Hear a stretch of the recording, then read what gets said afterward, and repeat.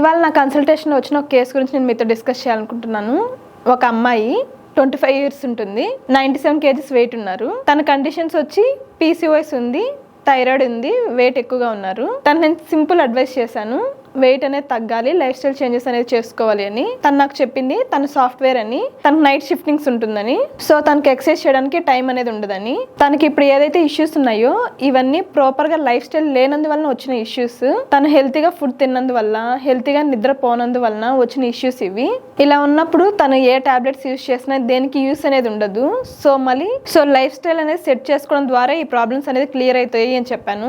తను చెప్పింది ఏంటంటే తనకి ఎక్సర్సైజ్ చేయడానికి టైం ఉండదని. సో ఇలా ఉన్నప్పుడు ఖచ్చితంగా ఒక ట్రైనర్ని పెట్టుకోండి. సో మీకు అటెన్షన్ అనేది ఆ ఎక్సర్సైజ్ పైన, యోగా పైన మీకు ఖచ్చితంగా వస్తుంది. సో మీ బాడీకి మీరు టైం ఇవ్వగలరు. దీంతో పాటు డైట్ అనేది ఖచ్చితంగా చూసుకోవాల్సి వస్తుంది. డైట్, ఎక్సర్సైజ్, స్లీప్ అనేది కరెక్ట్గా ఉన్నప్పుడు ఇలాంటి మెటబాలిక్ డిసార్డర్స్ అనేది మీరు ఈజీగా సాల్వ్ చేసుకోవచ్చు. లైఫ్ స్టైల్ అనేది కరెక్ట్గా లేనందువల్లనే ఇప్పుడు 70 to 80% అనేది ప్రాబ్లమ్స్ అనేది మనం ఈ యంగ్ జనరేషన్లో చూస్తున్నాము. సో లైఫ్ స్టైల్ అనేది సరిగా మెయింటైన్ చేయడానికి ట్రై చేసుకోండి. Thank you.